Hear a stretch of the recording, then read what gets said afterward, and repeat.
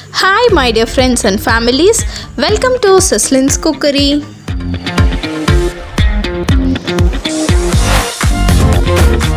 இன்னைக்கு நம்ம பார்க்க போகிற ரெசிபி பருப்பு வடை. இதை ஆமை வடைன்னு சொல்லுவாங்க, மசால் வடைன்னு சொல்லுவாங்க. ஒரு நாள் ஈவினிங் இங்கே பயங்கரமாக மழை பெஞ்சிட்டு இருந்தது. சரி ஏதாச்சும் ஈவினிங்காக ஸ்நாக்ஸ் செஞ்சு சாப்பிட்லாமே அப்படின்னு சொல்லிட்டு இந்த பருப்பு வடை செஞ்சேன். அதோட சூடாக ஒரு டீயும் செஞ்சேன். இப்போ இந்த ஈஸியான பருப்பு வடை எப்படி பண்ணுறதுன்னு பார்க்கலாம். அதுக்கு முன்னாடி இன்னும் நம்ம சஸ்லின்ஸ் குக்கரி பேஜை சப்ஸ்கிரைப் பண்ணாதவங்க ப்ளீஸ் சப்ஸ்கிரைப் பண்ணிக்கோங்க. அப்படியே பக்கத்தில் இருக்கிற பெல் பட்டனையும் கிளிக் பண்ணிக்கோங்க.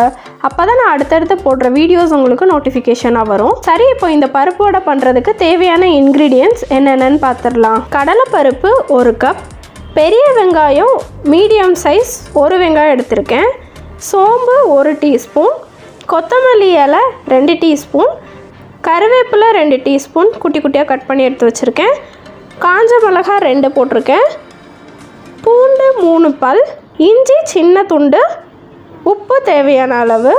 இவ்வளோ தான் இந்த பருப்பு வடை பண்ணுறதுக்கு தேவையான இன்க்ரீடியன்ட்ஸ். இப்போது இது எப்படி பண்ணலான்னு பார்க்கலாம். இப்போது நான் 1/2 கப் மெஷர்மெண்ட்டில் 2 கப் எடுத்திருக்கேன். 1 கப் கடலைப்பருப்பை ஒரு 1.5 மணி நேரம் தண்ணியில் நான் நல்லா கழுவிட்டு ஊற வச்சுருக்கேன். இதுக்கு பதிலாக நீங்கள் வடைப்பருப்புனே கிடைக்கும் சூப்பர் மார்க்கெட்லலாம், அந்த பருப்பு கூட யூஸ் பண்ணிக்கலாம். நல்லா 1.5 மணி நேரத்துக்கு நான் ஊற வச்சுருக்கேன். இப்போ பருப்பு நல்லா ஊறினதுக்கப்புறமா ஒரு மிக்ஸி ஜாரில் வத்தல், பூண்டு தோலோடையே நான் போட்டிருக்கேன், தோல் பிடிக்காதவங்க தோல் எடுத்துக்கலாம், இஞ்சி பூண்டு, சோம்பு,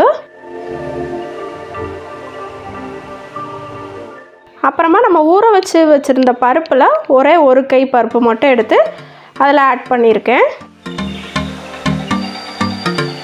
ஃபஸ்ட்டு இதை நல்லா ஒரு சுற்றி எடுத்துக்கலாம் மிக்சியில்.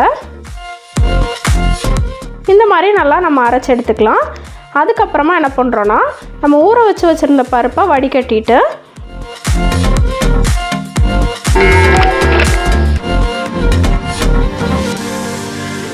ஒரு 1.5 கை அளவு பருப்பை தனியாக நான் எடுத்து வச்சுருக்கேன்.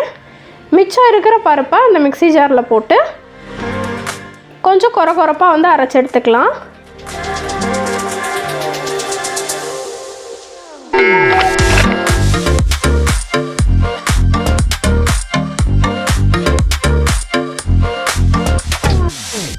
பார்த்திங்கன்னா இந்த அளவுக்கு இருக்கணும்.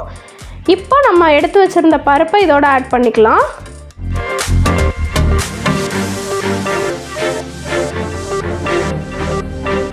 இதோட கருவேப்பிலை குட்டி குட்டியாக நான் கட் பண்ணி எடுத்து வச்சுருக்கேன். அப்புறம் கொத்தமல்லி இலை அதையும் கொஞ்சம் குட்டி குட்டியாக கட் பண்ணியிருக்கேன். அப்புறம் பெரிய வெங்காயம் ஆட் பண்ணியிருக்கேன். ஒரு மீடியம் சைஸ் பெரிய வெங்காயம் எடுத்திருக்கேன். நீங்கள் சின்ன வெங்காயம் இருந்துச்சுன்னா அது யூஸ் பண்ணணும்னா அது கூட போட்டுக்கலாம். அப்புறம் தேவையான அளவு உப்பு ஆட் பண்ணியிருக்கேன். இதில் நான் பூண்டு போட்டதுனால பெருங்காயப்பொடி போடலை. பெருங்காயப்பொடி போடணும்னு இஷ்டப்படுறவங்க போட்டுக்கலாம். இப்போ நல்லா உப்பு அந்த வெங்காயம் எல்லாமே எல்லா இடத்துலையும் படுற மாதிரி நல்லா பிசைஞ்சு எடுத்து வச்சுக்கலாம்.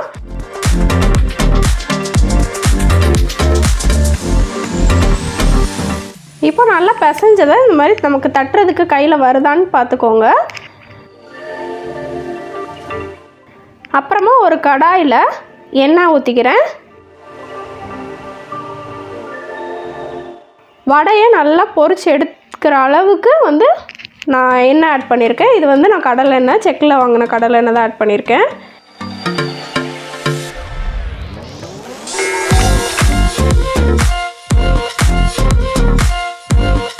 எண்ணெய் நல்லா காஞ்சதுக்கப்புறமா வடையை இந்த மாதிரி நம்ம தட்டி உள்ளே போடணும். எண்ணெய் ரொம்ப ஹாட்டாகவும் இருக்கக்கூடாது, கம்மியாகவும் இருக்கக்கூடாது. எண்ணெய் ரொம்ப சூடாக இருந்துச்சு அப்படின்னா வடை மேலே கரிஞ்சிரும், உள்ளே வெந்திருக்காது. லோ மீடியம் ஃப்ளேமில் வச்சு பொரிச்சு எடுத்துக்கலாம். இந்த மாதிரி வடையை தட்டி பொரிச்சு எடுத்துக்கலாம். ஃபஸ்ட்டு வடையை போட்ட உடனே கரண்டி போட்டு மிக்ஸ் பண்ணிடக்கூடாது, அப்புறம் எல்லாமே உதிர்ந்துடும். கொஞ்சம் லைட்டாக வெந்ததுக்கப்புறமா திருப்பி விட்டுக்கலாம்.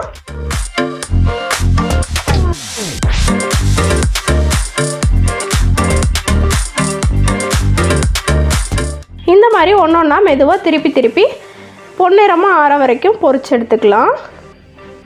பார்த்திங்கன்னா இந்த அளவுக்கு ப்ரௌன் ஆகணும்.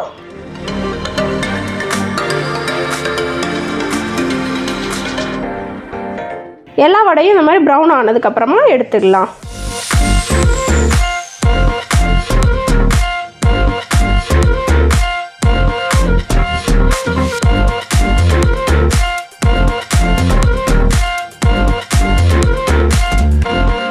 வடை ரெடி ஆகிட்டு இருக்க கேப்பில் நான் டீக்கும் வந்து வச்சு விட்டுட்டேன்.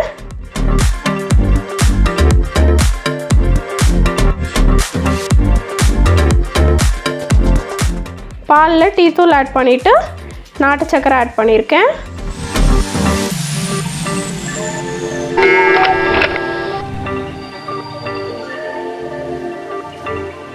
இப்போ டீயும் ரெடி ஆயிடுச்சு.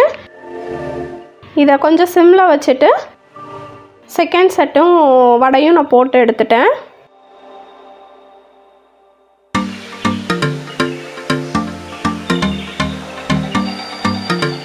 வடையும் ரெடி ஆயிடுச்சு, டீயும் ரெடி ஆயிடுச்சு.